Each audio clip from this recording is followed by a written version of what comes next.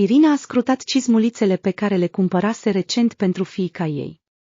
Cu un chicotit nemulțumit, le-a pus pe podea. A scuturat din cap și a suspinat cu voce tare. Ce stai? Mai e doar puțin și vom întârzia. Sofia nu este încă pregătită sau ce? Irina, iată-te că te pregătești de mult timp. Irina s-a uitat la soțul ei care își încheia cămașa. S-a apropiat de ea cu o privire nemulțumită, a examinat-o din cap până în picioare. Văd că nici tu nu ești deosebit de pregătită. A spus Alexei. Irina i-a făcut semn cu o mână. Alexei, de fapt, știi că mă pregătesc repede.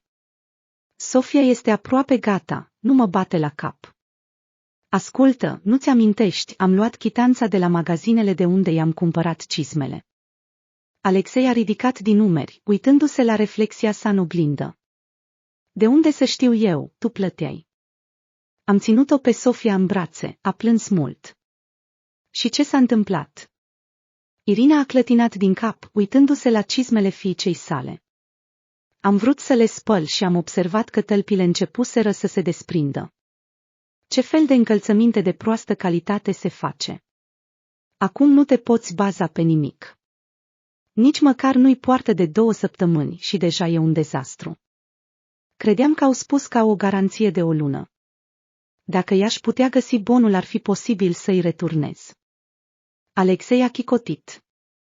Ei bine, nu știu dacă ai luat bonul, iar dacă am luat-o, probabil că am aruncat-o la gunoi. De obicei, nu sunt probleme cu pantofii, durează un sezon.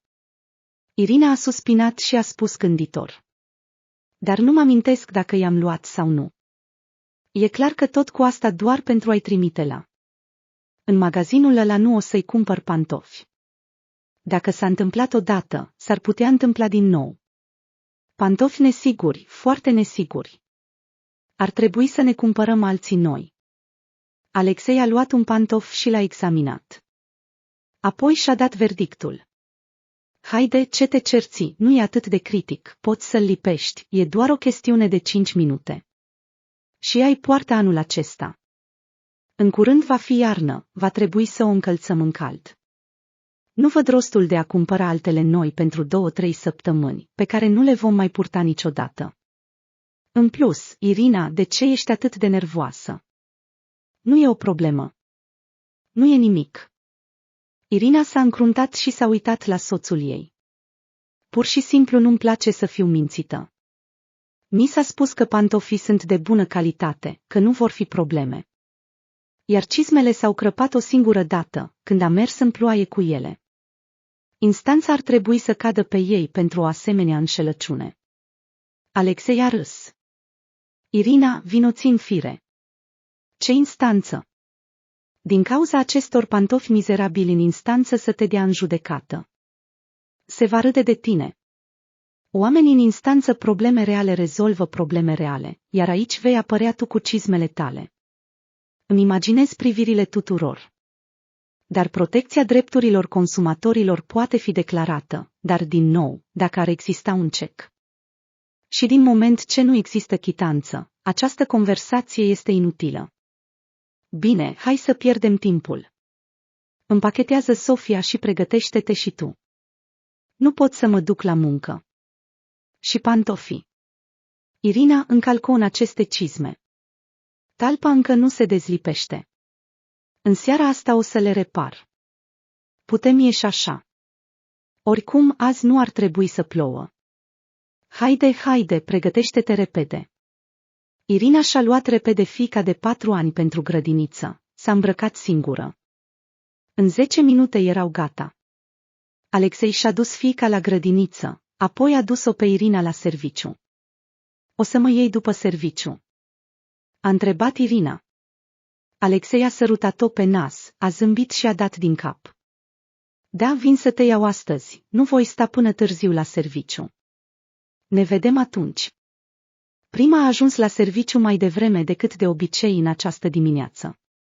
În mod ciudat nu era trafic, sau doar că Sofia din grădină nu era irascibilă, a lăsat-o să meargă direct la serviciu. Irina s-a așezat la biroul ei și a zâmbit. Cât de repede creștea fiica ei.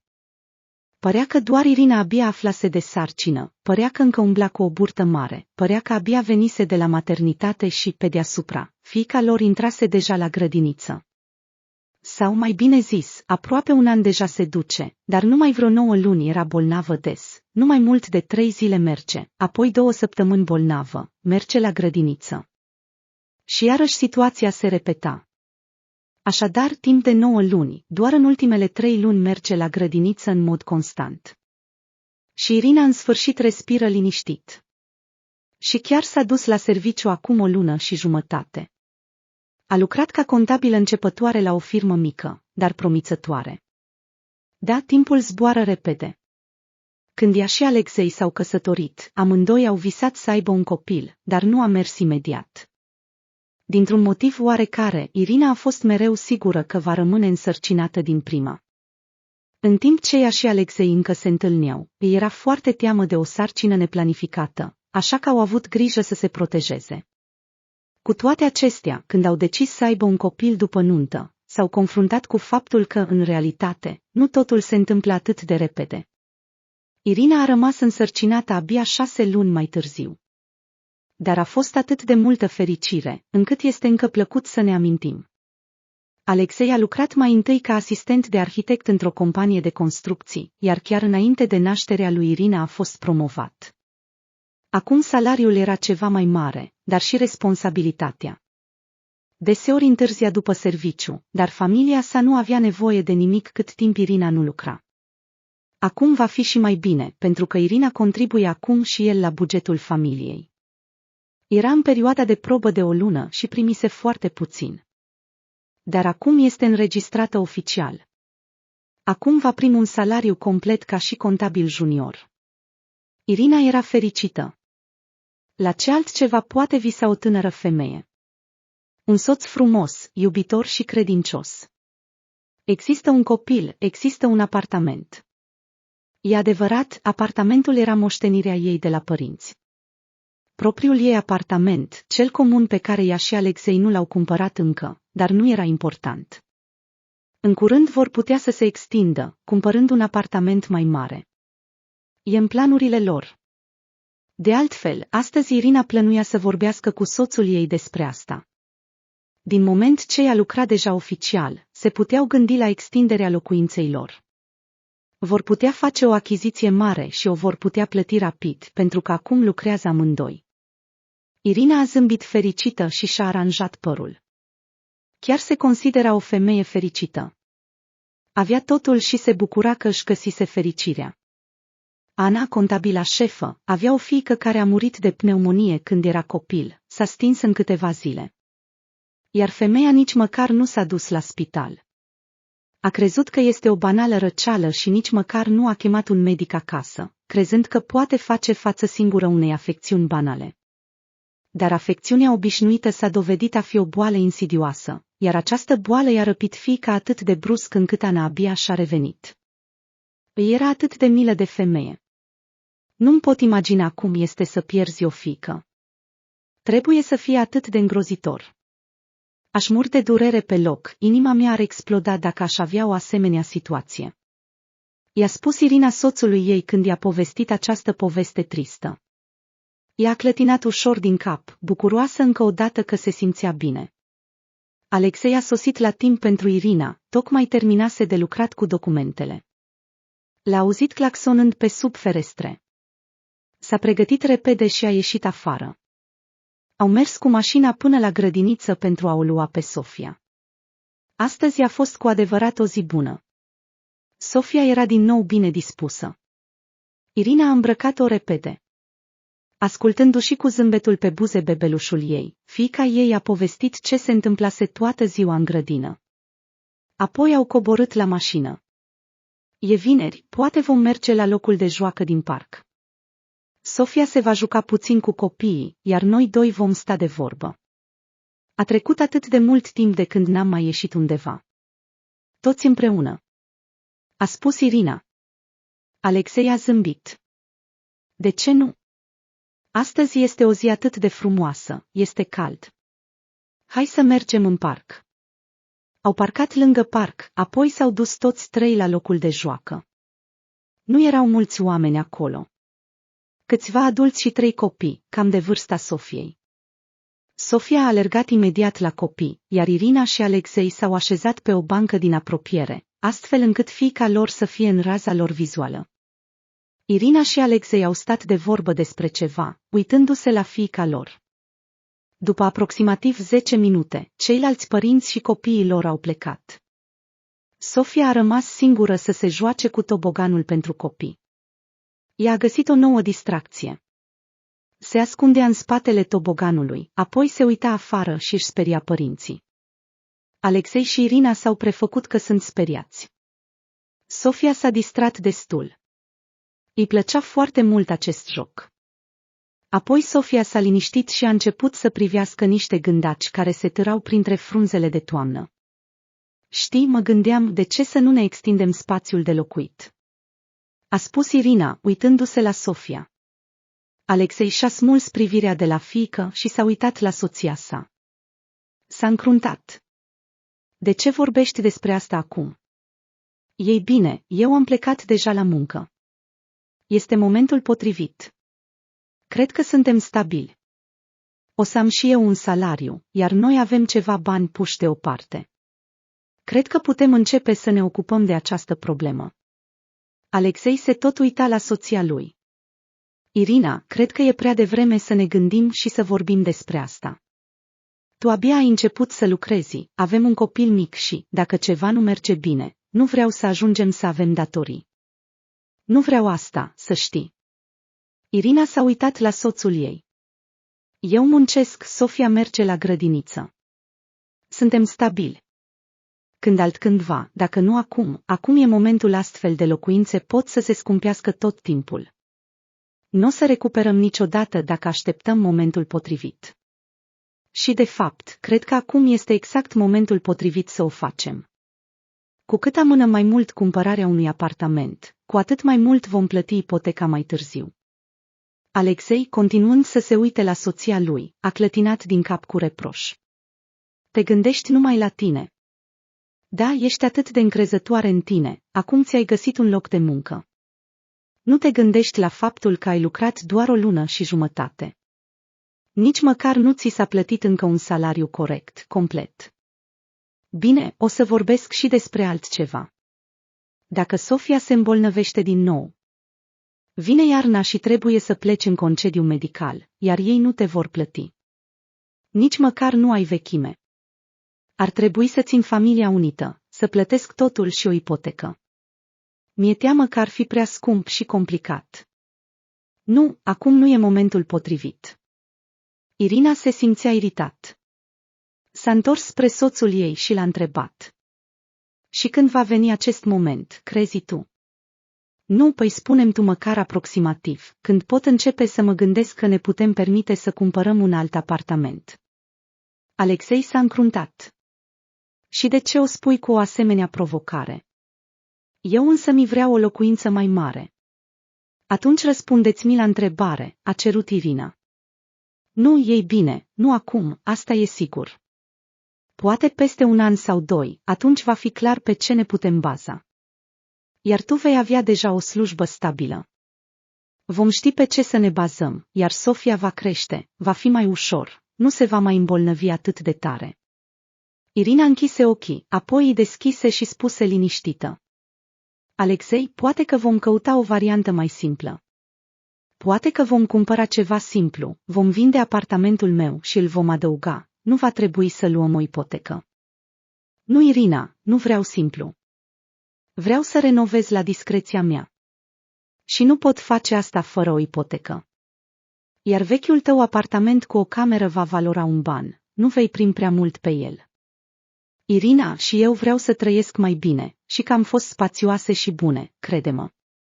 Dar acum nu e momentul, trebuie să mai aștepți un pic, o să vezi, nu va dura mult. Fii de acord cu mine. Spune că ești de acord. Irina a tăcut o vreme, privindu-și soțul. Apoi a suspinat și a răspuns în liniște. Bine, sunt de acord, vom mai aștepta puțin, dar nu prea mult. Doar un pic. Bine. Alexei a zâmbit și și-a îmbrățișat soția. Bine, e minunat. Și acum vom trăi un pic mai mult așa cum este. Au tăcut o vreme, apoi Irina a privit în jurul locului de joacă cu ochii ei. Nu era niciun suflet prin preajmă.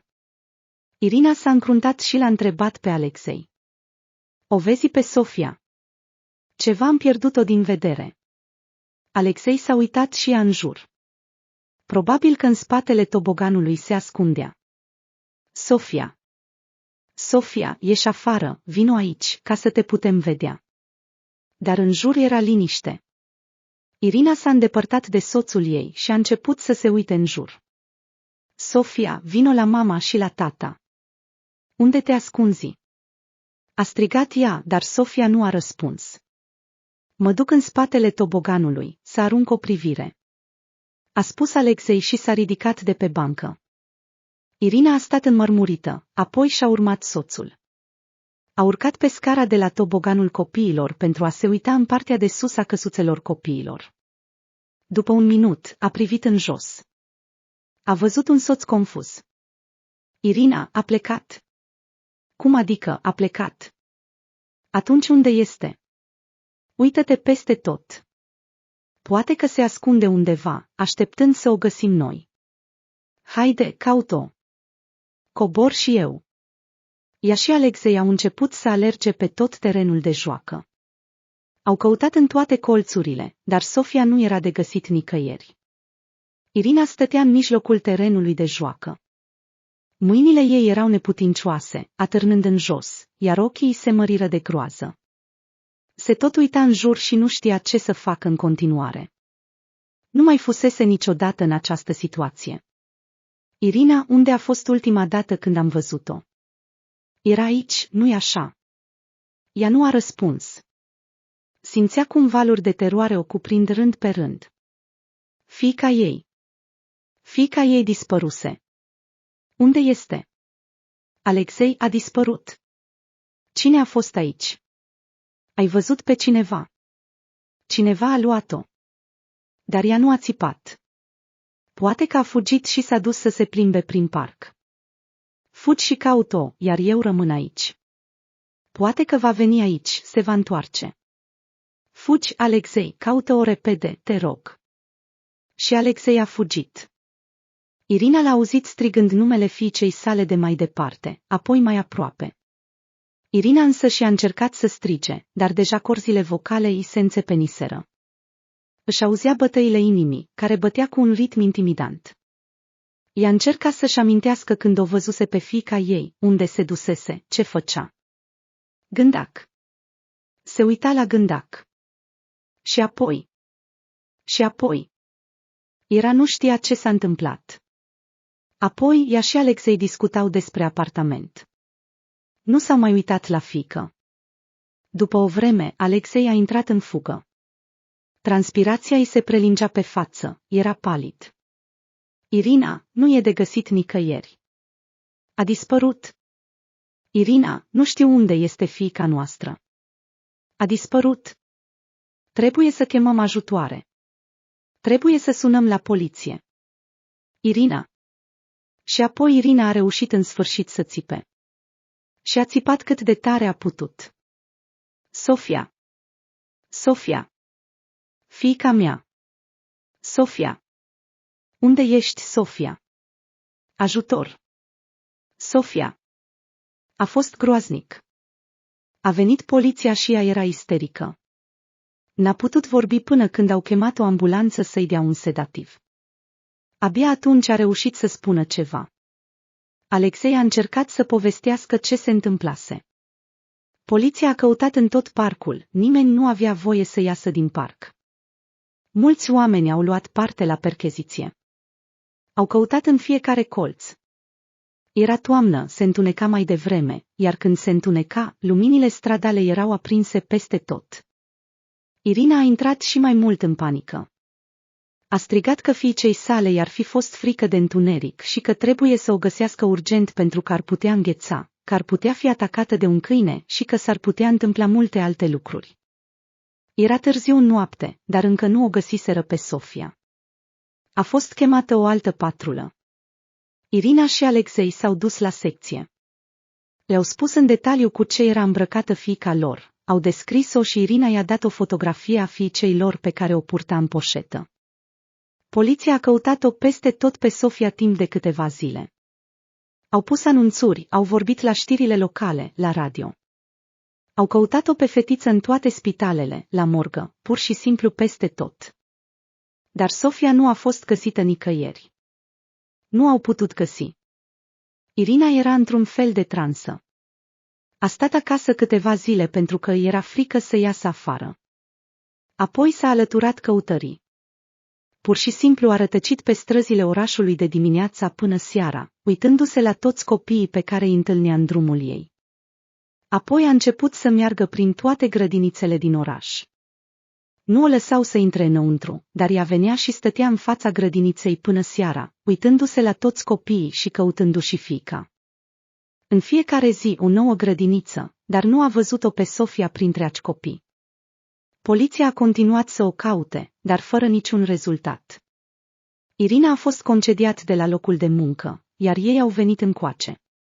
I-au dat 2 săptămâni pentru a-și căuta fiica. Dar aveau nevoie de un angajat, nu puteau să o aștepte la nesfârșit, așa că au concediat-o și au angajat un nou angajat. Dar ei nu i-a păsat. Nu se putea gândi decât la Sofia ei. Ea nu putea să mănânce sau să doarmă cum trebuie. Dacă era acasă, stătea pe fotoliu cu lucrurile sau jucăriile fiicei sale în mâini. Le adulmeca și plângea în tăcere. Alexei a continuat să meargă la muncă, cineva trebuia să câștige bani, și și-a revenit. Dar Irina nu a putut. A început să se învinovățească pentru că a început această conversație cu soțul ei pe tema apartamentului. Dacă nu s-ar fi certat atunci, ar fi stat cu ochii pe Sofia, ar fi văzut ce era în neregulă cu ea. Dar se certaseră și se priveau unul pe celălalt doar de câteva minute. Au fost distrași doar câteva minute. Iar Sofia era ocupată, se juca singură. Da, ar fi putut fi distrasă. Și de ce nu au auzit niciun sunet? A dispărut pur și simplu în aer. E imposibil. E un bebeluș, face zgomote, țipă, râde, plânge. Cum a putut să dispară fără să scoată un sunet? Ira a încetat să mai aibă grijă de ea, a slăbit. Nu mai putea dormi cum trebuie, se trezea mereu țipând din cauza coșmarurilor, apoi nu mai putea adormi până dimineața. Nu putea să gătească, nu putea să facă curat, nu putea să facă nimic. Alexei a văzut toate acestea și s-a înfuriat. Da, și el era foarte îngrijorat. Îi era teribil de teamă că îi se întâmplase ceva fiicei lor. Dar s-a ținut în frâu. Trebuia să gătească pentru el, altfel comanda la domiciliu. S-a dus la serviciu, l-a sunat pe anchetator, afla de ultimele nuanțe ale anchetei. A încercat să o aducă pe Irina la realitate, dar ea nu a cedat rugăminților lui. Părea că înnebunise în liniște. Au trecut 6 luni, dar Sofia era în continuare dispărută. Irina era ca o fantomă. Alexei, în disperare de cauză, a încercat să o îmbete pentru ca ea să se relaxeze cumva. Irina a băut, ea s-a îmbătat, iar durerea ei a izbucnit. A plâns atât de tare, atât de amarnic, atât de mult timp, încât Alexei a crezut că va fi imposibil să o calmeze fără ajutor medical. Totuși, după 2 ore, Irina a început să se calmeze. În tot acest timp, Alexei a ținut-o în brațe, legănând-o lângă el. Când în sfârșit s-a liniștit, i-a fost teamă să se miște, dar atunci însă și s-a îndepărtat de el și a spus: „Știi, e numai vina mea. Acum îmi dau seama de asta." Alexei se temea să o întrebe ceva, dar a continuat de una singură: „Această femeie de la locul meu de muncă. Fiica ei a murit. Mă tot gândeam la ea, îmi imaginam cum ar fi să trec prin așa ceva. Mă tot gândeam că nu-mi pot imagina cum s-a simțit ea. Asta e pedeapsa mea. Acum îmi pot imagina cum s-a simțit ea, pentru că și eu am fost în situația asta. Mi-am pierdut fiica." Alexei a încercat să o cuprindă cu brațul și să o consoleze, dar Irina i-a tras brațul înainte și l-a împiedicat să se apropie mai mult. Ea a clătinat din cap. „Dar știi, nu cred că nu o voi mai vedea niciodată. Cred că se va întoarce." Cred că va fi găsită. Cred că este bine. E bine, Alexei. Și o vom vedea. O vom vedea curând, foarte curând. Tu crezi asta, nu-i așa? Tu crezi asta. Și tu știi că e bine. Da. Ea repeta și repeta că fiica lor trăiește și nu putea vorbi despre altceva. S-a agățat de mâinile soțului ei, strângându-le cu putere. Alexei știa că nu exista o altă cale de a o calma decât să-i dea dreptate. Și deși Alexei era realist și nu mai credea că totul era bine cu fiica lor, trebuia să fie de acord cu soția lui pentru a o calma cumva. Da, bineînțeles că te cred. Totul va fi bine, dragă Irina, totul va fi bine. Da, ea se va întoarce, cu siguranță se va întoarce. E în viață. Sunt de acord cu tine. Calmează-te, te rog. Trebuie să te calmezi, altfel te vei îmbolnăvi din nou. Irina s-a liniștit brusc. Ea a spus acele cuvinte. Sunt calmă. Sunt complet calmă. Trebuie să fiu calmă pentru că ea trebuie să se întoarcă la mine. Ea a înghețat. Alexei a privit-o în tăcere. Apoi a ieșit în bucătărie. A stat acolo mult timp, fără a ști ce să facă în continuare. Apoi a intrat în bucătărie. A început să spele vasele, apoi a deschis frigiderul, a scos ouăle și untul. Vrei omletă? Alexei a dat din cap, uimită. Irina a început să prăgească ouăle. Apoi au mâncat. Irina s-a dus să facă un duș, iar Alexei a avut o speranță că Irina și-a revenit. Dar s-a înșelat. Irina nu s-a împăcat niciodată cu dispariția fiicei sale. Ea credea că va fi găsită. Și a început să facă tot posibilul pentru a grăbi întoarcerea ei. Dar s-a manifestat în moduri ciudate. Era început să meargă la biserică în fiecare zi. Făcea lumânări în fiecare zi, mergea la biserică o jumătate de zi. S-a rugat la Dumnezeu și la toți sfinții să o ajute pe fiica ei. Au trecut luni de zile, dar fiica nu a fost găsită. Apoi Irina a încetat să mai meargă la biserică. Acum a început să meargă la femei și la ghicitoare. Toate spuneau lucruri ciudate despre care ea nu știa nimic. Ea a continuat să plătească o mulțime de bani pentru ședințe, dar era doar înșelată. Apoi a găsit o clarvăzătoare care căuta oameni. Asta i-a dat speranță. Văd că fiica ta e în viață. Se va întoarce la tine. Se va întoarce. O vei vedea. Unde este, nu pot spune. Nu o pot vedea. Poate o voi vedea data viitoare. Vino din nou, lasă timpul să treacă. Apoi te vei întoarce și o voi privi din nou. I-a spus clarvăzătoarea. Irina a crezut-o și, odată pe săptămână, mergea la această femeie ciudată, care îi tot spunea că Sofia trăiește, dar nu-i dădea nimic concret. Dar chiar și asta era de ajuns pentru Irina. A dat de fiecare dată o sumă decentă de bani doar pentru a auzi de la o altă persoană că fiica ei trăiește. Când Alexei a aflat că Irina dădea bani șarlatanilor, așa cum credea el, s-a enervat teribil. Ți-a ieșit din minți. Ce faci? Cred că noi strângem bani, dar tu îi dai pe toți unor escroci.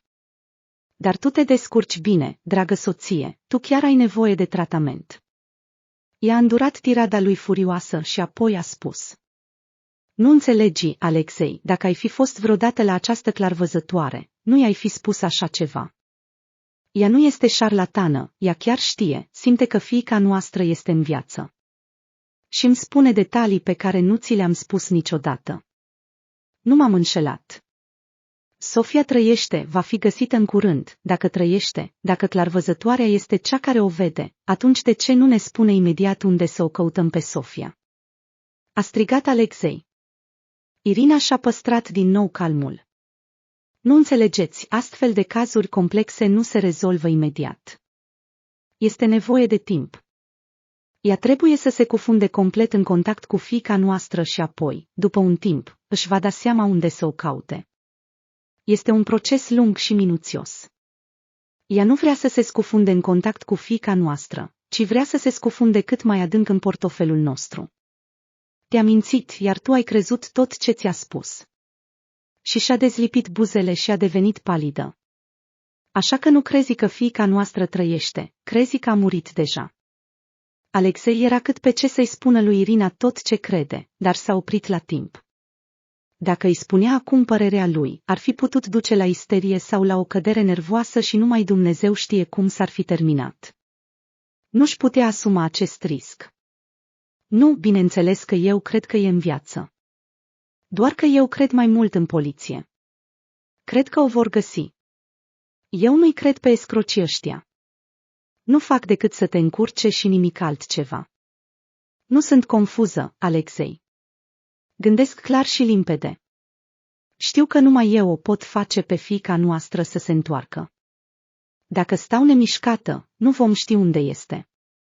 Poate că dacă voi continua să încerc să o găsesc, voi avea noroc, sunt sigur de asta. Iar tu nu trebuie să mă oprești, trebuie să mă susții. La urma urmei, Sofia este și fiica ta. Alexei și-a dat seama că totul era inutil.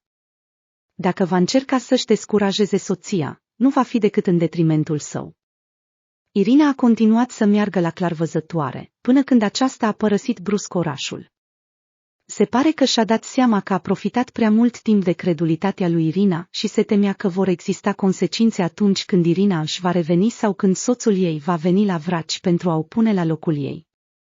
Sau poate că era vorba de clarvăzătoarea care nu stătea niciodată mult timp într-un loc, făcând roata carului prin țară în zbor liber. Când această clarvăzătoare s-a evaporat, Irina a început să caute alți specialiști care să o ajute. Relația cu Alexei a devenit atât de tensionată încât nu a mai putut merge mai departe.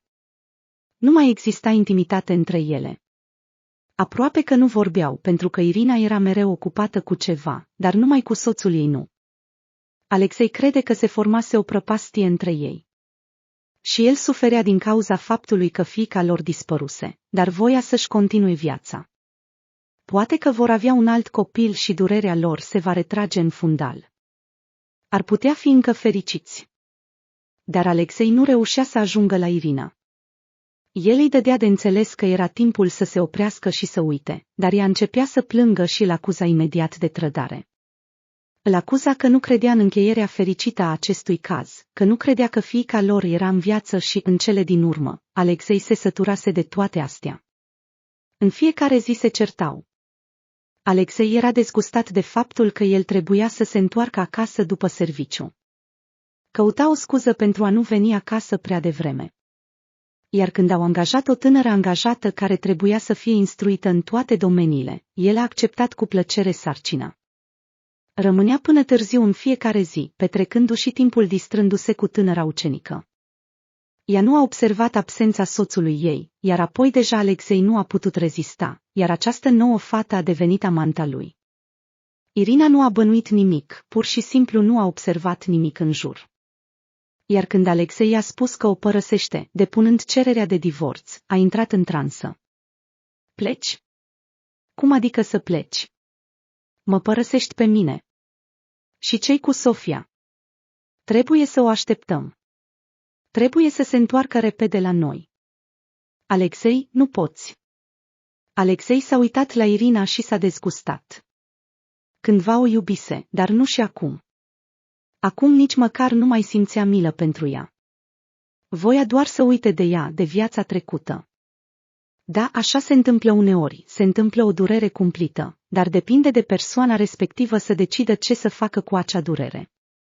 Să cedeze în fața ei sau să se ridice, să meargă mai departe, să accepte faptul că nimic nu poate fi reparat. Alexei a ales să meargă mai departe, iar Irina a lăsat-o să continue să creadă într-un miracol care nu se va întâmpla niciodată. Și indiferent ce ar face, indiferent cât de mult ar crede, nu o va aduce pe Sofia înapoi. Dacă ar fi fost bine, ar fi fost găsită de mult timp și s-ar fi întors la ei. Dar, din păcate, totul a fost în zadar. Îmi pare rău, Irina, dar e timpul să accepti că fiica noastră nu mai este în viață. Și da, o să plec și o să cer divorțul. Vreau să merg mai departe. Vezi tu, Irina, bineînțeles că nu ai înțelege. Ești blocată, Irina, nu te pot ajuta. Irina s-a uitat la Alexei în tăcere. Nu putea înțelege ce însemna expresia ochilor și a feței ei. Uitase de mult cum să-și înțeleagă soția. Trecuseră 3 ani de când își pierduseră fiica, sau mai bine zis, ea dispăruse, iar Irina încă nu voia să accepte acest lucru. Ea a continuat să rămână tăcută, iar el, în tăcere, și-a făcut valiza, și-a strâns lucrurile și a plecat, spunându-și pentru ultima oară: ai grijă, Irina, îți doresc mult noroc. Să-ți fie bine. La revedere. El a plecat, iar Irina s-a uitat o vreme la ușă, apoi și-a spus cu voce tare în sinea ei: ea se va întoarce.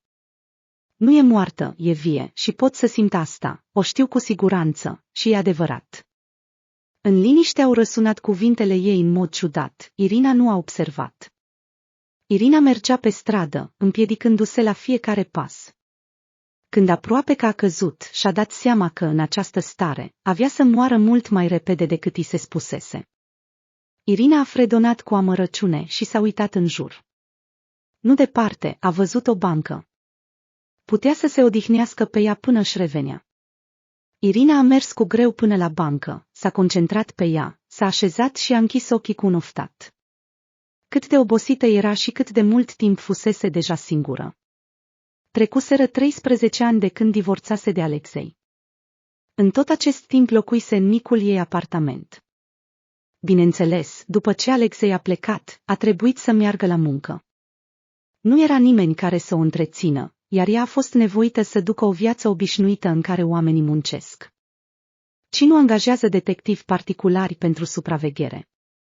În mod ciudat, Irina a fost dusă înapoi la firma în plină ascensiune pentru care lucra de luni de zile înainte ca fiica ei să dispară.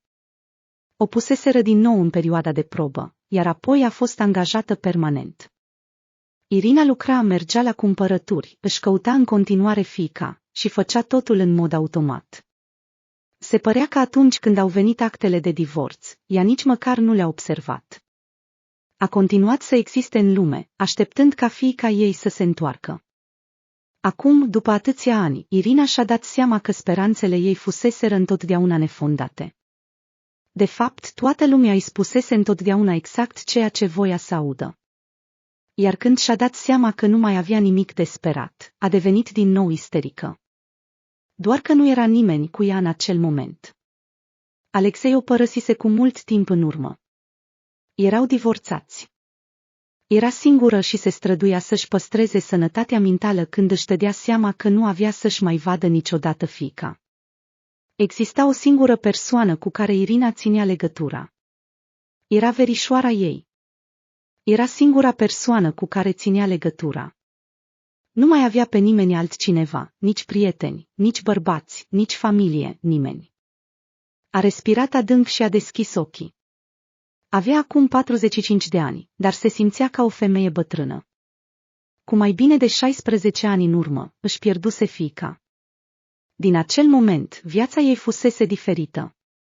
Nu mai era Irina cea care fusese înainte de dispariția Sofiei. Era s-a uitat în jur la oamenii care se găseau de colo-colo și s-a gândit la ceea ce se întâmplase. Cu câteva luni în urmă începuse să se simtă rău. Apoi o duruse rău de cap, apoi greață rău de tot, apoi pierderea poftei de mâncare. Și apoi apăruse această slăbiciune perpetuă. Irina s-a dus la doctor pentru a fi verificată. S-a dus la doctor nu pentru că voia să trăiască, ci pentru că era necesar. Dacă o persoană este bolnavă, trebuie să fie tratată. Și astăzi a mers la doctor. Au venit toate rezultatele. Testele ei, analizele, iar medicul a spus că e rău. Trebuia să meargă la spital. Avea cancer. Încă nu făcuse metastaze, dar ar fi putut fi inexact, ar fi putut să nu fie observat la analize. Tumora crescuse foarte mult și trebuia îndepărtată imediat. Chiar dacă Irina se asigurase că nu-i păsa de viața ei, s-a dovedit a fi altfel. Era speriată. Îi era frică să moară, dar numai pentru că se temea că nu va ști niciodată ce se întâmplase cu fiica ei. Iar dacă Sofia murea, cel puțin ea ar fi știut cu siguranță. Între timp, până când îi va vedea trupul și va auzi confirmarea că Sofia era moartă, va crede în adâncul sufletului ei că fiica ei era bine. Irina a suspinat și s-a ridicat de pe bancă. Dacă doctorul spunea că operația este necesară, atunci trebuia să fie făcută. Irina s-a dus la spital. Numai că acolo o așteptau vești neplăcute. Operația era foarte complicată, putea fi făcută doar de un medic din alt oraș, cu echipament special. Operația din alt oraș era plătită, iar Irina nu avea economii. Avea doar un apartament. Dar dacă l-ar fi vândut, nu ar avea unde să fi locuit, ar fi rămas pur și simplu fără casă. Iar folosul faptului că se va vindeca. Unde să locuiască atunci și ce să facă? Își va pierde și slujba, și casa, și viața ei fără valoare nu merită să se agațe atât de mult de ea. Irina a decis să nu se opereze. A decis să lase lucrurile așa cum sunt.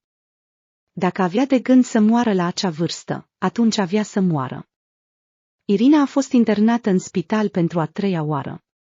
Medicul ei, Leonid, i-a sugerat să facă o a 3-a chimioterapie. El era convins că acest tratament va opri creșterea tumorii. Dar, ca să fiu sinceră, Irina nu mai credea în nimic bun. Renunțase și își pierdea puterea în fiecare zi. A citit că zilele ei erau deja numărate. Ușa s-a deschis scârțâind și o asistentă a tras cu ochiul înăuntru. A atins cu grijă fruntea lui Irina și i-a spus: "Nu are temperatură, slavă Domnului. Și ai nevoie de ceva. Ați mâncat azi?" I-ați spus asistentei că nu puteți merge la cantină. Trebuie să vă aducă mâncare aici. Irina a încercat să zâmbească. Îngrijorarea tinerei asistente a emoționat-o, dar nu a împiedicat-o să mintă. Da, bineînțeles, am mâncat astăzi, sunt sătulă. Îți mulțumesc pentru grija ta, Tatiana. Tatiana s-a uitat neîncrezătoare la noptiera de joc. Era goală, doar un telefon mobil zăcea acolo și nimic altceva. Cu siguranță ai mâncat. Nu mă amăgi, trebuie să mănânci, altfel tot tratamentul este în zadar. M-ai înțeles? Irina a dat din cap. Bineînțeles, nu mâncase nimic astăzi, nu avea deloc poftă de mâncare și nu se putea ridica. Tatiana a zâmbit ușor și a mângâiat-o pe Irina pe braț. Astăzi va fi o pacientă, o vom pune în camera ta, te vei distra mai mult și va fi o femeie. Ea este pozitivă, o să vă înveselească, iar voi să fiți deștepți. Întotdeauna există speranță. Există o șansă, chiar și cea mai mică șansă, dar există o șansă. Și trebuie să crezi și să speri că totul va fi bine. Irina a încercat să zâmbească, dar i-a ieșit strâmb și nefaiersk. Asistenta a plecat. Irina a rămas singură, dar era obișnuită să fie singură. Nici măcar nu voia să mai fie altcineva în cameră cu ea. Și a vrut să o roage pe asistentă să nu pună pe nimeni altcineva cu ea, dar nu a putut. O jumătate de oră mai târziu, ușa camerei s-a deschis din nou. Irina a crezut că era o pacientă nouă, dar nu era ea, ci verișoara lui Irina. Olga a intrat în cameră și a zâmbit. Bună, ce mai faci? Ți-am adus niște mâncare de casă, o să te hrănesc. Irina nu voia să vadă pe nimeni, dar se bucura că Olga venise. Olga avea 2 slujbe, era mereu ocupată, iar soțul era un copil. Rareori reușea să-și facă timp să o viziteze, dar când o făcea, încerca să o înveselească pe Irina, deci vedea că totul era în zadar. Oh, draga mea, ai slăbit din nou. Nu mai mănânci deloc, nu poți face asta. Ba da, mănânc, doar că e vorba de chimie, nu pot mânca mult, nu pot mânca. Nu trebuia să aduci atâta mâncare. Nu voi mânca toate astea timp de o săptămână. De ce ai adus atâta mâncare, Olga? A spus Irina, privindu-și sora scoțând din geantă o grămadă de borcane. Dar Olga a clătinat din cap, continuând să descars mâncarea. Și ce degeaba? Nu pentru nimic. Trebuie să mănânci în fiecare zi. Din păcate eu nu pot să vin, iar aici ai doar pentru o săptămână. Probabil există un frigider în salon, este deja bun. Mănâncă acum și eu o să ascund restul. Te vei ridica, îți vei lua singur mâncarea și vei mânca. Te ridici, da. Irina nu s-a certat cu sora ei. Nu a spus că în momentul de față nu se putea ridica nici măcar să meargă la toaletă și că trebuia să se târâie și să o roage să nu aducă un vas. Olga nu trebuie să știe asta. Nu-ți face griji. Bine, lasă-mă să mănânc, doar un pic, că o să mi se facă greață mai târziu. Olga pune un pic din asta și un pic din aia, un pic din toate. Irina s-a stăpânit, a mâncat după masă și s-a simțit un pic mai bine. Trebuia să recunoască că își pierde mai multă putere atunci când nu mănâncă, dar, din păcate, mâncarea nu o poate vindeca de boala ei. S-au privit cu ce dificultate ținea Irina lingura. A clătinat ușor din cap și a întrebat trist. E atât de grav, ce spun doctorii? Nu mi-ai spus nimic concret. La ce să mă aștept în continuare? Cât va dura tratamentul? Care este prognosticul? Cât va dura spitalizarea? Atât de multe întrebări și niciuna dintre ele nu i-a putut răspunde Irina. Nu i-a spus Olgăi că îi se oferise o operație costisitoare în alt oraș. A spus doar că tratamentul va fi lung, dar că va fi de ajutor. Dar Irina se simțea din ce în ce mai rău. Dacă i-ar fi spus Olgăi că mai exista o șansă de a se vindeca, sora ei ar fi obligat-o să vândă apartamentul, iar Irina nu voia asta. Doctorii nu știu ei înși, Olga, cum pot spune ceva sigur. Pentru asta sunt doctorii, pentru a trata. Totul este încă necunoscut. Vom vedea cum mă voi recupera din spital, voi veni din nou la control și apoi vom vedea ce e de făcut. Cu voia lui Dumnezeu, totul va fi bine. Îmi pare rău pentru dumneavoastră și nu vă pot ajuta prea mult. Nu mai e timp deloc. Mi-am luat o clipă să vin să vă văd. Fiul meu e bolnav, iar Ion nu se simte bine, are o gastrită agravată. Am uitat când am avut măcar un minut de timp liber. Irina a mâncat și a mulțumit surorii ei pentru ajutor. Olga a pus toată mâncarea în frigider. Și a făcut ordine în patul lui Irina. Când a terminat, s-a uitat la ceas și s-a încruntat. Oh, trebuie să plec, am întârziat. Sună-mă, bine, nu voi mai putea să te vizitez săptămâna asta, dar vei fi externată probabil peste câteva zile. S-a gândit Irina, nu e posibil să fie externată. Chiar nu se simțea bine. Nu a încercat să o descurajeze pe Olga. Da, bineînțeles că o va face. Încă câteva zile și mă voi simți mai bine. Totul va fi bine, nu-ți face griji. Olga a zâmbit și a răspuns. E foarte bine așa. Sunt sigură că totul va fi bine. Va fi o recuperare rapidă. Bine, mă duc. Sună-mă, mi-ai promis. La revedere. Olga și-a sărutat sora pe obraz, a mângâiat-o pe mână și a zburat din cameră, lăsând în urmă o ușoară mireasmă de parfum. Irina a rămas din nou singură. Ceva mai târziu, un alt pacient a fost adus în salon. Asistenta nu mințea. Această femeie era într-adevăr vorbăreață și sociabilă. Atâta timp cât era doar disponibilă, reușea să vorbească cu asistenta despre orice pe lumea asta, iar pe Irina îl durea capul de la vocea ei răsunătoare. Când au rămas singuri în cameră, tăcerea nu a durat prea mult. Irina a închis ochii, s-a întors cu spatele la perete și s-a prefăcut că doarme. Dar asta nu a salvat-o. Știu că ești trează și știu că te prefaci că ești trează ca să eviți să vorbești cu mine. Mă amintești de fostul meu soț. Obișnuia să facă exact același lucru. Se întorcea și se prefăcea că doarme. Și tu semeni mult cu el acum. Doar că am învățat de-a lungul anilor să recunosc când cineva chiar vrea să doarmă și când vrea doar ca ceilalți să creadă asta. Nu încerc să fac conversație, doar că nu-mi place să fiu luat de proastă.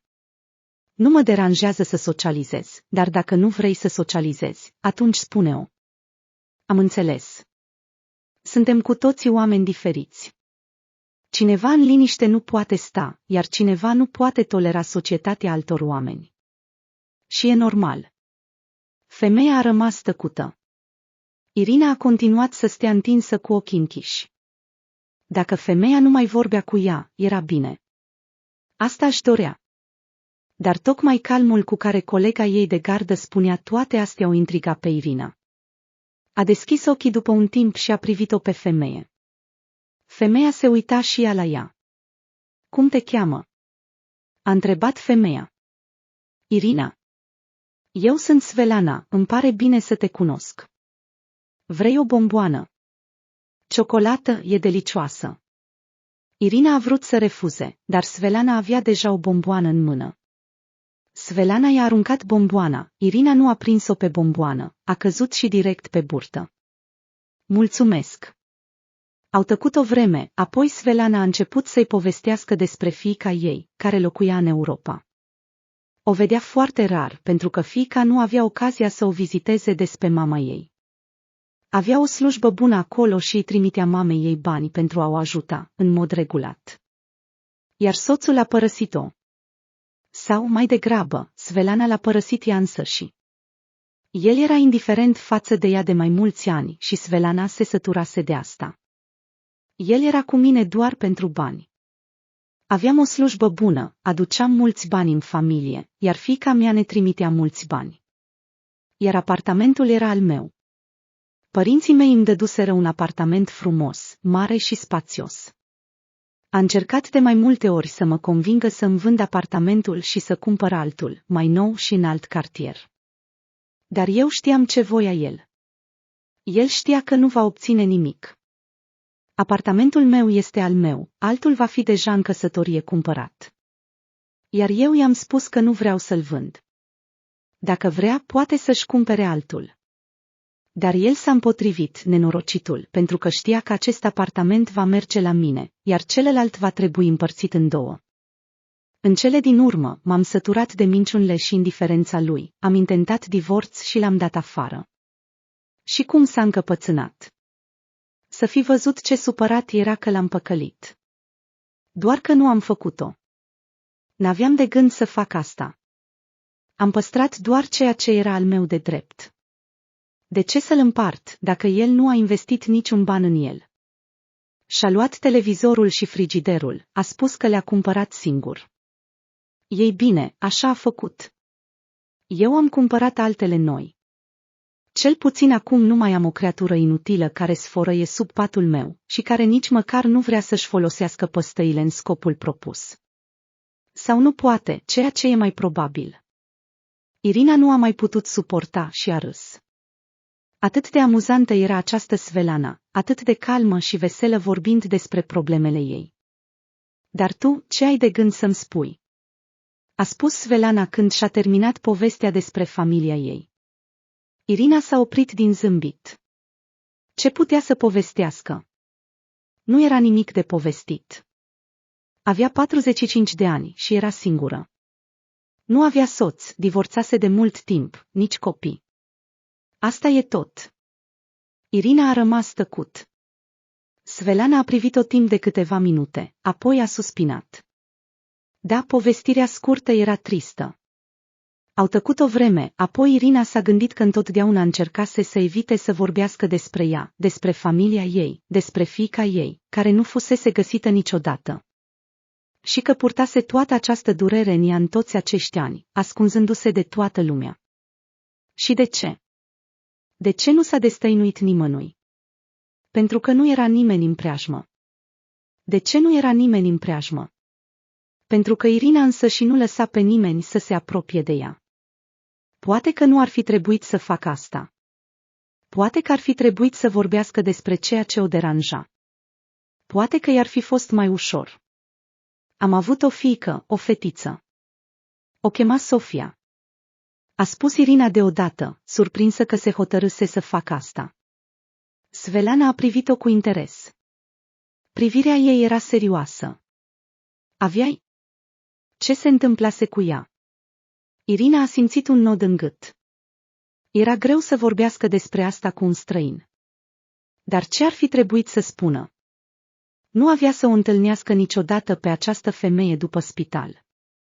Ar putea să-i spună totul și apoi să uite de conversație. Dar cine știe, s-ar putea să se simtă chiar mai bine. A dispărut. Avea 4 ani la acea vreme. Ne plimbam pe terenul de joacă în timp ce eu și soțul meu vorbeam, distrași, și apoi nu am mai putut să o găsim. A dispărut pur și simplu. A dispărut. Asta e tot. Așa au găsit-o. Nici o urmă de ea, nimic. Au trecut ani de zile, peste 16 ani. Nu a apărut niciodată. Svelana a tăcut mult timp. Iar soțul tău te-a învinovățit și a plecat. Da. Irina a clătinat din cap. Nu m-am învinovățit, nici eu nu l-am învinovățit pe el. Am trecut împreună prin această suferință. Doar că eu nu credeam că ea nu mai era. Am încercat, am căutat modalități de a o găsi, au fost femei, ghicitoare, clarvăzătoare. Și el s-a înfuriat, a spus că totul a fost inutil. Și apoi am spus că era moartă și că trebuie să mergem mai departe. Dar eu nu am fost de acord cu el și am spus că era în viață. Ei bine, atunci a plecat, a divorțat de mine și nu l-am mai văzut niciodată. Apoi m-am întâlnit cu niște cunoștințe comune și mi-au spus că s-a căsătorit și a plecat undeva. Nimeni nu știa unde. Nu a mai venit niciodată în oraș. Probabil că nimic nu-l mai reține aici. Svelana a oftat și a clătinat din cap. Ai avut o perioadă grea, draga mea. De aceea ești atât de tristă. Văd în ochii tăi că există o tristețe universală în tine. Nu e de mirare că treci prin asta. Știi, se mai întâmplă. O mulțime de oameni trebuie să treacă printr-o încercare atât de mare. Mama mea și-a pierdut toți copiii. Erau 6 dintre ei. Eu am fost singura care i-a rămas. Ceilalți 5 au murit la vârste diferite. Unii la naștere, alții din cauza unei boli, alții din cauza unui accident. Ea a supraviețuit tuturor. A fost o mamă bună pentru mine.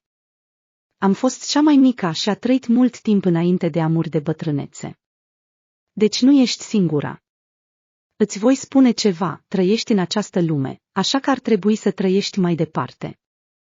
Viața este cel mai mare și neprețuit dar pe care îl are un om, trebuie să o trăiești din plin, în ciuda tuturor dificultăților. Iar cel care lasă mâinile în jos este un prost. Cred că oamenii slabi sunt proști.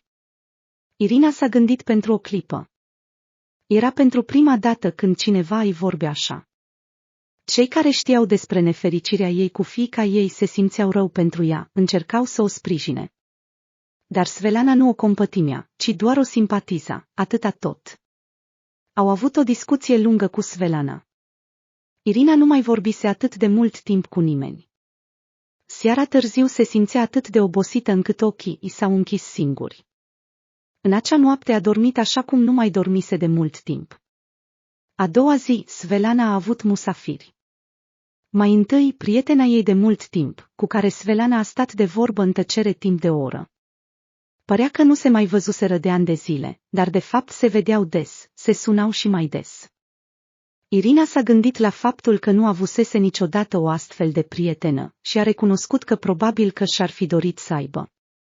Poate că, dacă ar fi avut, s-ar fi simțit mai bine și nu s-ar fi simțit atât de singură. Spre seară, ușa de la salon s-a deschis din nou. A intrat o țigancă. Era speriată. La început nu-i plăcuseră țiganii la un anumit nivel intuitiv, ca și cum ar fi simțit un fel de pericol din partea lor. Poate că așa simțișe față de ei după ce mediumul care o tratase pe Irina de atâția bani din ședințe inutile fugise. Și ea avea sânge de țigan. Țiganca a intrat cu precauție în cameră și a închis ușa în urma ei. S-a uitat cu atenție la Irina și apoi s-a întors spre Svelana. Svelana, bună ziua! Svelana s-a întors și a văzut-o pe țigancă. A zâmbit imediat și și-a întins brațele. Alma, te-ai hotărât să mă vizitezi. Aici îți mulțumesc, dragă, mă bucur să te văd. Vreau să-mi spui și ultimele noutăți despre vecini. Irina, fă cunoștință cu vecina mea, Almaza sau Alma, este o femeie foarte drăguță și face plăcinte foarte gustoase. Sper că le-ai adus cu tine. Țiganca a zâmbit ușor și a dat din cap. Bineînțeles că le-am adus. Svelana, cum aș fi putut să nu o fac, m-ai fi dat afară fără plăcinte. Svelana a râs și a întins mâinile Almei. Țiganca s-a dus la ea, a îmbrățișat-o și s-a așezat pe marginea patului. A zărit-o pe Irina, care o privea încordat pe femeie.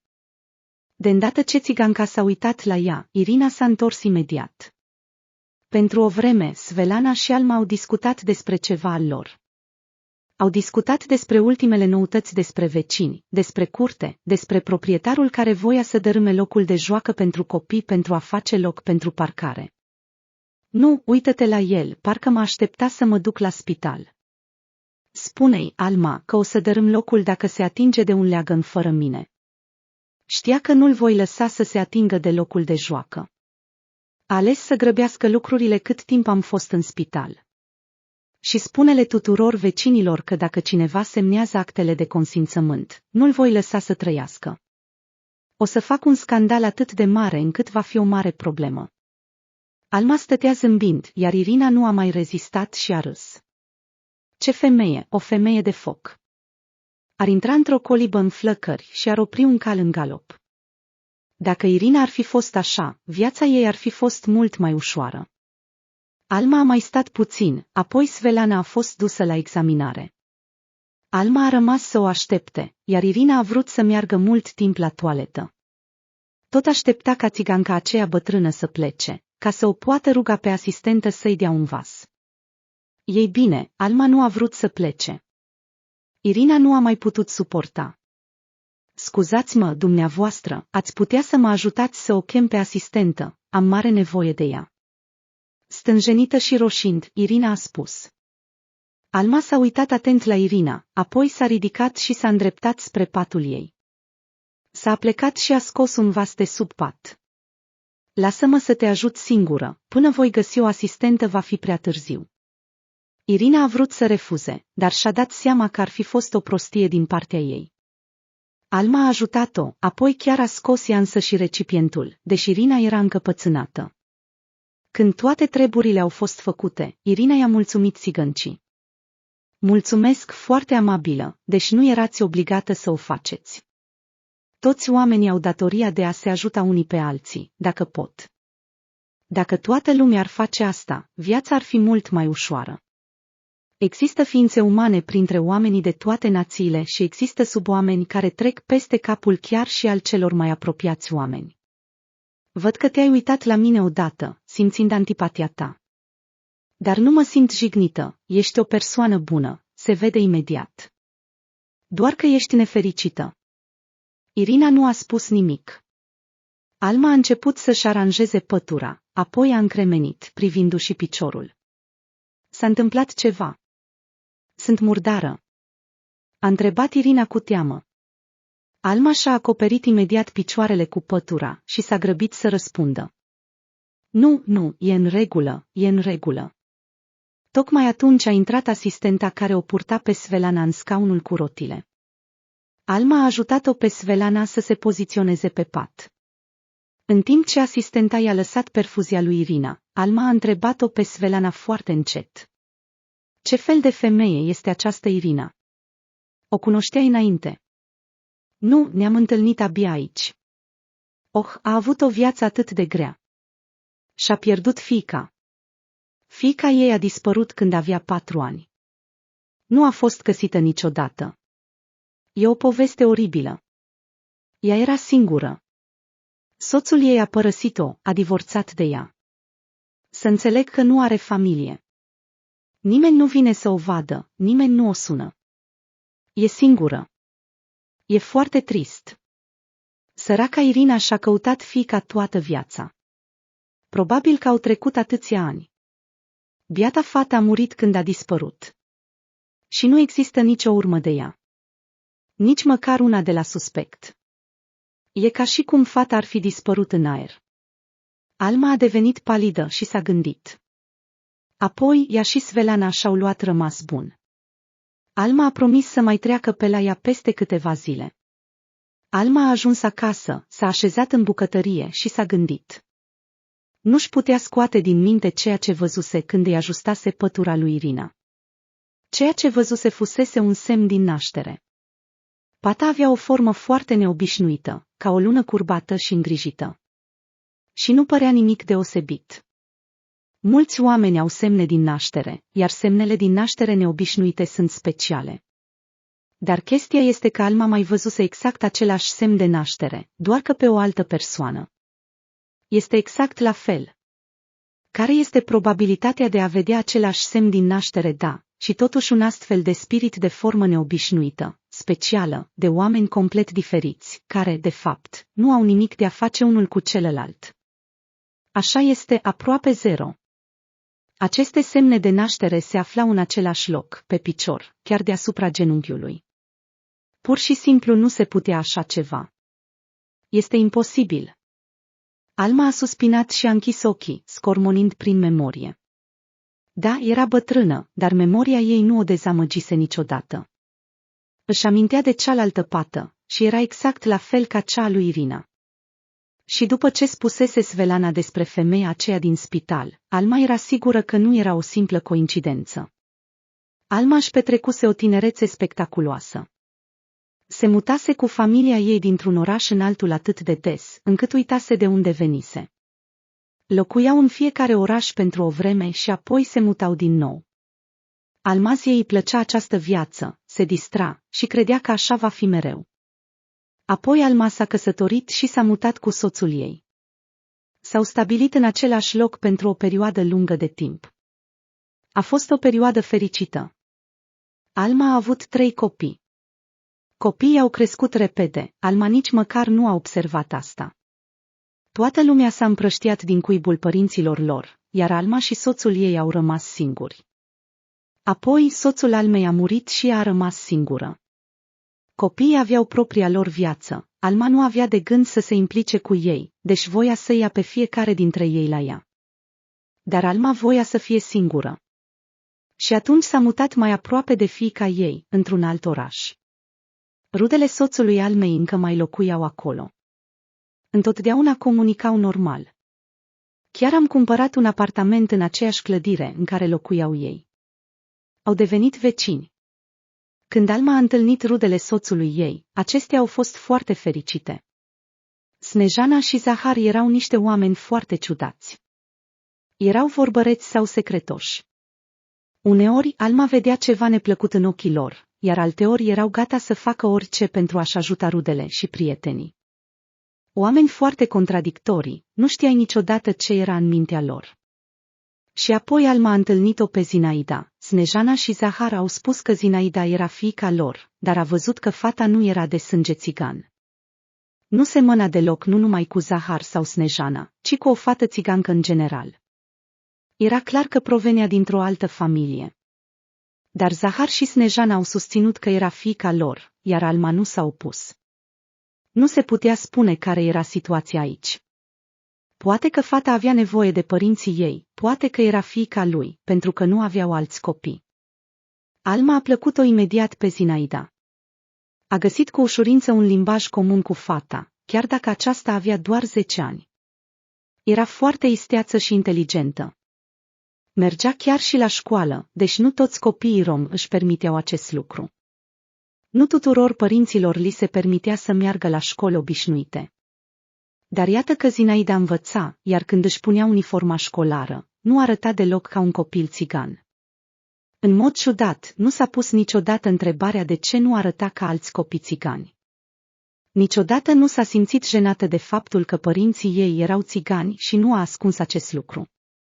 Dacă oamenii făceau mișto de ea la școală, ea reacționa cu calm. Apoi, toți colegii ei de clasă au încetat să mai sublinieze acest lucru. Zinaida era amabilă și îi ajuta întotdeauna pe toți. Nu refuza niciodată pe nimeni atunci când îi se cerea ajutorul. Profesorii o lăudau, nu o jigneau. Totul era în regulă, totul, dar nu totul. Alma a observat imediat cum Zinaida era atrasă de părinții ei, dar părinții ei nu o plăceau. Alma și-a dat seama imediat de asta. O insultau constant, o acuzau de ceva, îi spuneau cuvinte jignitoare. Dacă Zinaida dorea ceva gustos, Zahar nu-i cumpăra niciodată ceva ce-și dorea, de parcă ar fi făcut-o intenționat ca să o jignească pe fată. Dacă Zinaida voia să o îmbrățișeze pe mama ei, Snejana se îndepărta mereu de fată, ca și cum ar fi fost neplăcut pentru ea să o îmbrățișeze și să o sărute. Iar Alma se întreba de ce spuneau că aceasta era fiica lor, dar ei o disprețuiau atât de mult, ca și cum le era dezgustătoare. Era o situație ciudată. Alma, pe de altă parte, a găsit imediat un limbaj comun.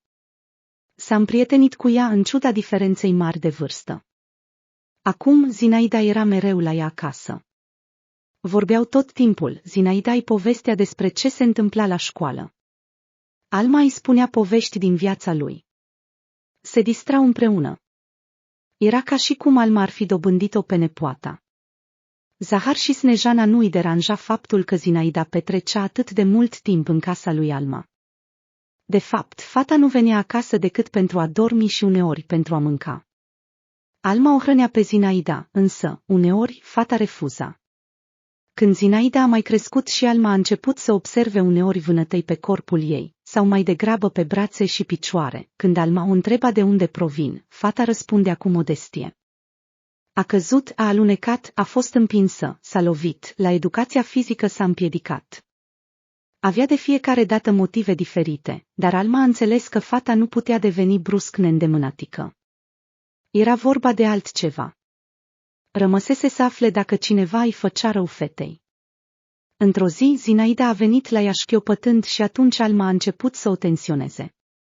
Ori îmi spui acum ce s-a întâmplat, ori mergem împreună la părinții tăi și va trebui să spui totul când te vor obliga. Zinaida a clătinat din cap. Nu, mătușa Alma, e în regulă. Am căzut, am spart genunchi, o să treacă.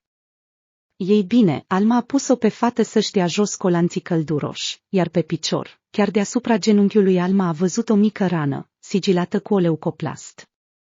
O astfel de rană nu putea să apară doar pentru că Zinaida căzuse de tocmai atunci. Alma înțelese atunci de ce nu vrea Zinaida să le spună nimic părinților ei. Poate că ei sunt cei care o bat. Poate că ei sunt cei care îi provoacă toate aceste răni. Zinaida, recunoaște, părinții tăi îți fac asta. Pentru ceva ce? Sau o fac doar ca să se pună cu tine? Atunci ar trebui să ceri ajutor. Poate că ar trebui chemată poliția. Dar Zinaida a scuturat din cap cu disperare. Nu, mătușa Alma, nu la poliție. Nu, ei nu m-au atins. Pur și simplu s-a rezolvat de la sine. Alma și-a ridicat sprâncenele negre. Cum adică s-a întâmplat pur și simplu? Te-au bătut. Și nu-și amintesc. Ori o fac în somn, ori vrei să spui că o astfel de rană a venit de la sine, ori ți-ai provocat-o singură. Atunci tu ești cea care are nevoie de ajutor, draga mea. Nu, mătușa Alma, nu-mi fac nimic. E doar că e complicat. S-a dovedit că Zahar și Snejana erau în dezacord una cu cealaltă de multă vreme. Snejana își suspecta soțul că o înșela. Ea credea că acesta a pus ochii pe o femeie care lucra la piață. Femeia era și ea țigancă. Zahar lucra la piață, iar Snejana l-a surprins de mai multe ori pe soțul ei discutând cu această femeie. Râdea vesel în timp ce vorbea cu tânăra vânzătoare și chiar i s-a părut Snejanei că femeia îi atingea părțile intime. Și din acel moment o pisică neagră a alergat între Snejana și Zahar. Se scandalizau reciproc în fiecare zi și aproape întotdeauna se ajungea la violență corp la corp. Și Zinaida. Zinaida încerca doar să-i despartă. Prime și ea din greșeală. O împingeam și ea cădea jos, sau era lovită cu ceva în braț. Ieri Snejana și Zahar spălau vasele, iar o așchie a ricoșat în lateral și a tăiat-o pe Zinaida în picior. Fata a oprit singură sângele și a bandajat rana cu un plasture lipicios.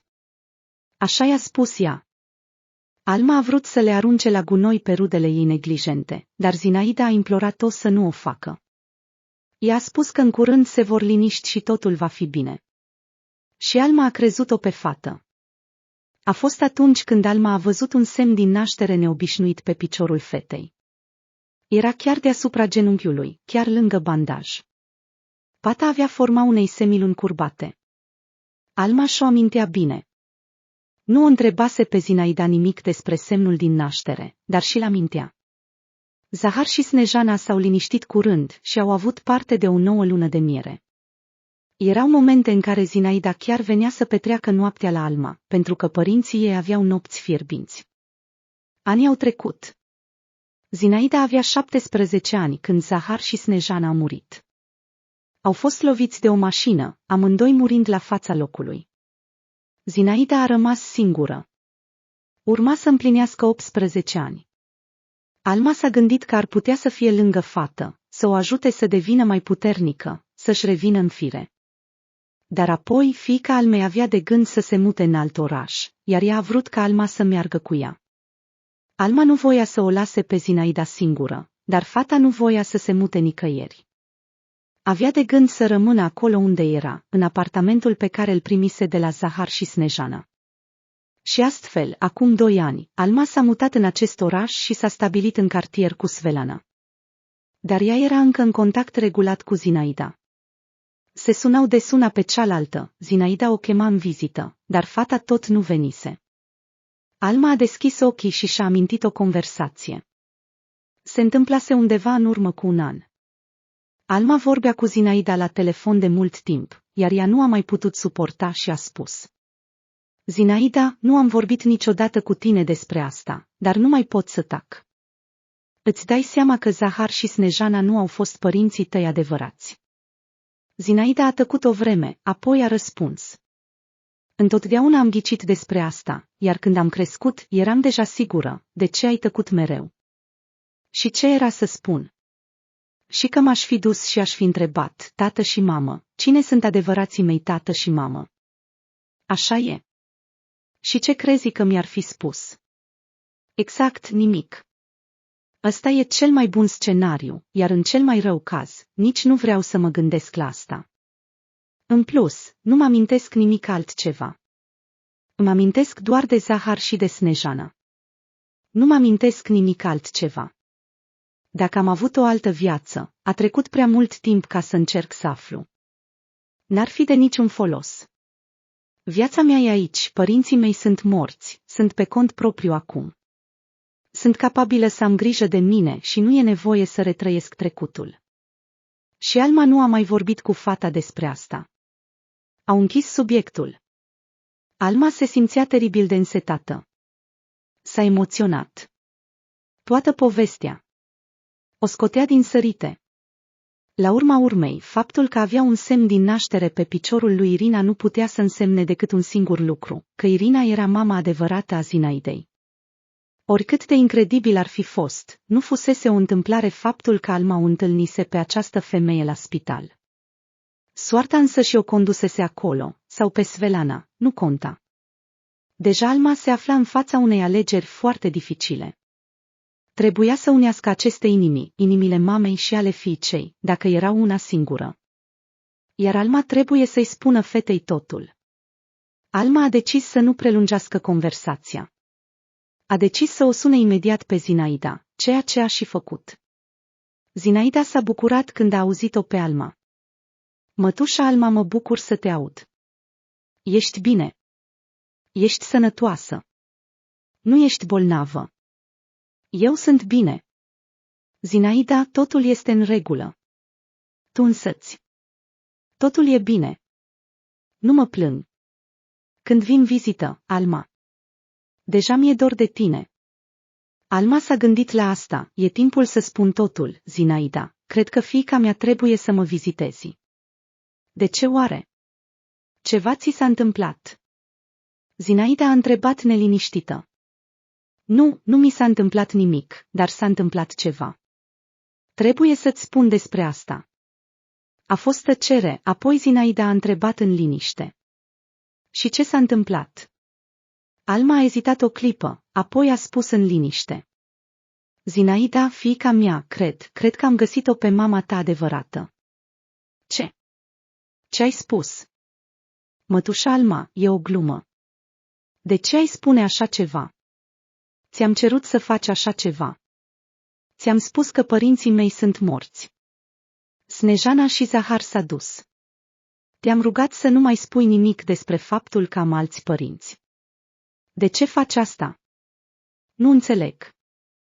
Zinaida, oprește-te, ascultă-mă. Femeia asta ar putea fi mama ta adevărată. Are același semn din naștere ca și tine. A fost tăcere. Ce ai spus? Un semn din naștere. Da, Zinaida, un semn din naștere deasupra genunchiului. Este exact la fel ca al tău. Nu știu cine este această femeie pentru tine, poate că nu este mama ta, poate că este o rudă îndepărtată. Dar Zinaida, am aflat că această femeie și-a pierdut fiica când fata avea doar 4 ani. Fata nu a fost găsită niciodată. Poate fi o coincidență. Fata a tăcut, iar apoi a auzit-o pe fată plângând. Ești bine, Zinaida?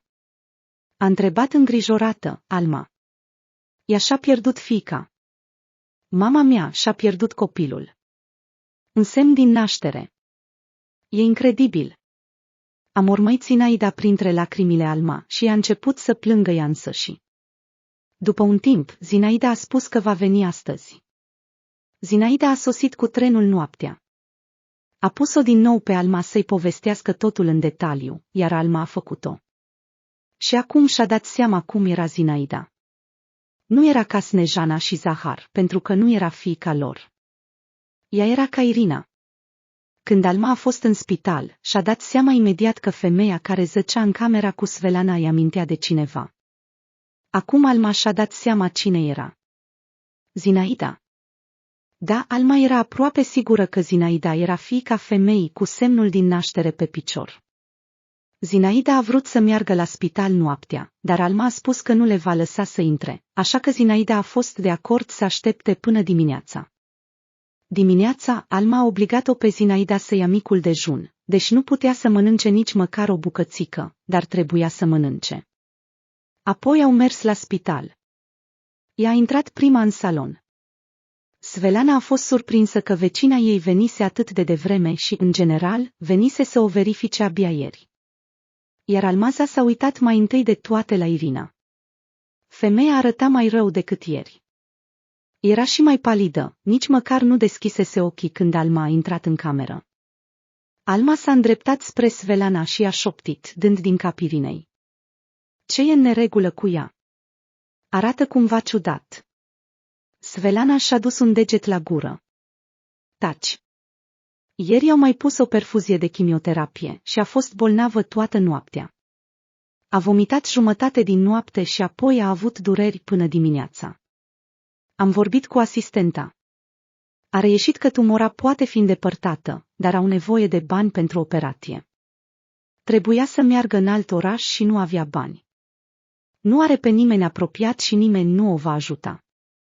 Nu este nimeni care să o susțină și să o ajute. Este păcat pentru ea să sufere așa. Poate că tumora nu se micșorează, cel puțin nu crește, dar starea ei lasă de dorit.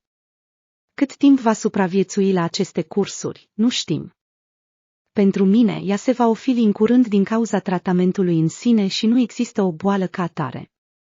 Alma se uită cu atenție la Irina. Apoi și-a mutat privirea spre lumină și a spus. Știi, am propria mea metodă de a o ajuta, ți-o voi arăta chiar acum.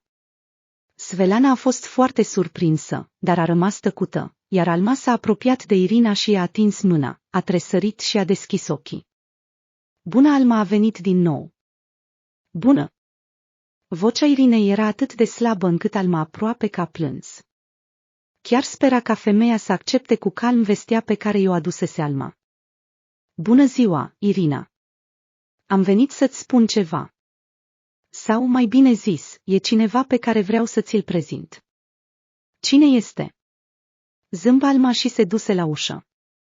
A deschis ușa și a făcut un semn cu mâna, iar Zinaida a intrat în cameră. Svelana nu o mai văzuse niciodată pe această fată. A privit întreaga situație cu nedumerire. Zinaida s-a apropiat de patul lui Irina și s-a oprit, privind-o cu atenție. Bună ziua! A spus ea cu o voce tremurândă. Bună ziua! Răspunse Irina surprinsă. Irina a schimbat privirea de la Alma la Zinaida și nu și-a dat seama ce se întâmpla. Nu o întâlnise în viața ei pe această fată. Și de ce a adus-o Alma în secție? Irina, am vrut să o cunoști pentru că... Pentru că... Mi se pare... Alma nu și-a putut termina fraza din cauza emoției. Ai un semn din naștere deasupra genunchiului, pe piciorul drept. A întrebat Zinaida și Irina a ridicat sprâncenele surprinsă și a dat din cap. Da, am. Dar ce se întâmplă aici? Nu înțeleg nimic. Cine ești și ce cauți aici? Nu mă simt prea bine. Nu sunt pregătită să primesc vizitatori, mai ales pe cei atât de ciudați. Trebuie să mă odihnesc. Îmi pare rău. Zinaida l-a luat de mână pe Irina. Irina era cât pe ce să-i smulgă mâna din palmă, dar nu a avut putere. Uite, ascultă-mă. Chestia e că și eu am un semn din naștere. Și mătușa Alma a spus că este exact la fel ca al tău. Ea mi-a spus asta. Ai pierdut o fiică odată, nu-i așa? Ei bine, cred că eu sunt fiica ta. De îndată ce Irina a auzit aceste cuvinte, a roșit brusc. S-a uitat la fata care stătea în fața ei și nu-i venea să creadă că îi se întâmpla așa ceva. A tăcut pentru că nu putea să vorbească. Între timp, Zinaida și-a ridicat pantalonul de la pantaloni și și-a expus piciorul. Irina a văzut semnul din naștere. Da, fiica ei avea și ea un semn din naștere deasupra genunchiului, pe piciorul drept. Numai că la 4 ani, încă nu se știa cum va fi în continuare. Părea asemănător cu semnul din naștere al lui Irina, dar acum Irina a văzut că semnul din naștere era identic cu al ei. S-a uitat la piciorul fetei, simțind cum inima îi bătea cu putere. Și Alma și-a dat pătura la o parte. Zinaida a privit semnul de naștere de pe piciorul lui Irina. Fata a început să plângă. Era convinsă că în fața ei, pe patul de spital, se afla mama ei. Nu se poate, a spus Svelana șocată. Femeia privea cu ochii mari imaginea care se desfășura în fața ei. Nu mai fusese niciodată într-o astfel de situație și văzuse multe la viața ei. Dar acum se petrecea în fața ochilor ei cel mai adevărat miracol. O mamă își găsise fiica după atâția ani de căutări. Sofia, tu ești Sofia, a spus în sfârșit Irina, întinzând mâna tremurândă a fetei. Sofia, și era ea, a luat mâna mamei sale și a dat din cap. Cred că tu ești mama mea. Nu poate fi doar o coincidență. Nu m-am gândit niciodată că se va întâmpla așa ceva. Nu înțeleg nimic. Nu mă amintesc de tine. Am dispărut când aveam 4 ani. Nu mă amintesc viața de dinainte de asta. Îmi amintesc doar de oamenii care m-au crescut. Nu știu ce s-a întâmplat și nu știu nimic cu adevărat. Îmi pare foarte rău, dar Irina a clătinat din cap. Își întinse deja cealaltă mână. Sofia, chiar tu ești. Am știut că ești în viață. Știam că te vei întoarce la mine. Am simțit asta. Când se va întâmpla? Nimeni nu m-a crezut. Dar știam că se va întâmpla, doar că nu credeam că va trebui să aștept atât de mult. Sofia, tu ești. Simt că ești tu. E incredibil, e pur și simplu de necrezut. Inima mea e pe cale să explodeze de fericire și bucurie. Nu-mi vine să cred că am trăit atât de mult ca să văd acest moment. Sofia, Irina se îmbrățișau și plângeau, iar oricine din personalul medical intra în cameră, toată lumea era în stare de șoc. La Irina îi ardeau ochii, era cu adevărat fericită. Nimeni nu știa și nu va ști niciodată ce s-a întâmplat cu adevărat. Cum a ajuns Sofia la Zahar și Snejana? Oare au putut să o fure? A fost furată de altcineva. Și apoi fata a ajuns la Snejana. Și atunci cine a furat-o? Țiganii sau altcineva? Cum a putut fi luată fără acte, ascunsă? Ce s-a întâmplat cu ea? Sofia nu-și amintea nimic. Se pare că din cauza traumei psihice a uitat totul sau poate că s-a lovit la cap, apoi toate detaliile a ceea ce s-a întâmplat i-au scăpat din minte. Medicii au fost șocați de această turnură a evenimentelor.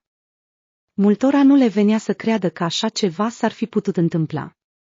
Cineva s-a oferit să facă o analiză ADN, iar unul dintre medici a organizat chiar prelevarea de probe chiar în salon.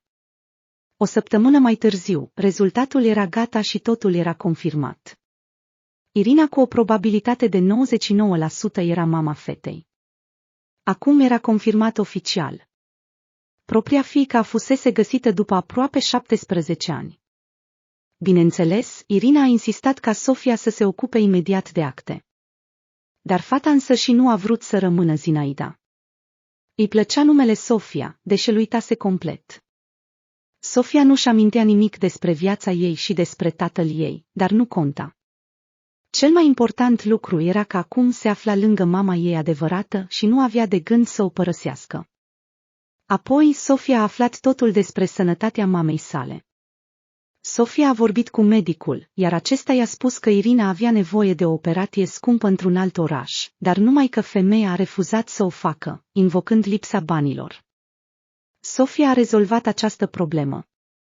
Ea s-a întors la apartamentul ei, pe care l-a primit de la Zahar și Snejana, și a adunat tot aurul care era ascuns acasă. Era aurul care îi aparținea Snejanei. Dar Snejana murise, ceea ce însemna că acest aur era acum al ei. Așa că Sofia a vândut tot aurul, obținând o sumă mare de bani.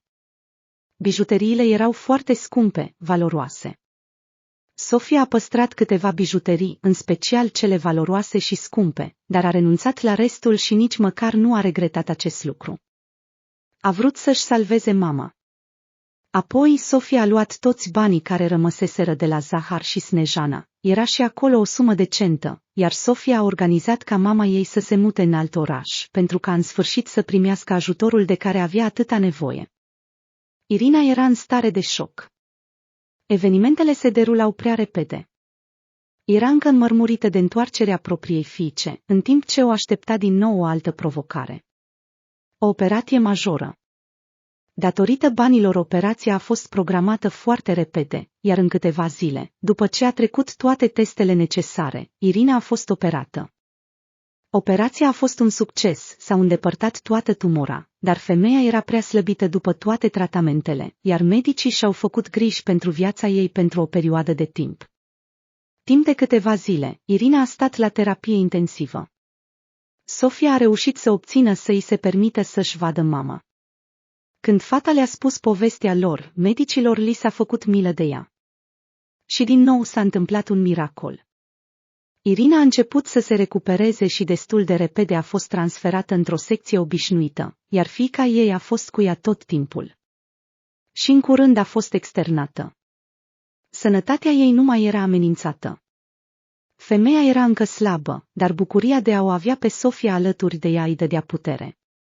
Era ca și cum Irina ar fi avut un al doilea suflu, ca și cum abia acum simțea că este în viață. Sofia și Irina s-au întors acasă.